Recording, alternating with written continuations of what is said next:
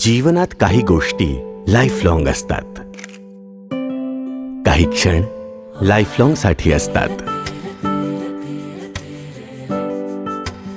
आशीर्वाद life long साठीच मिळतो.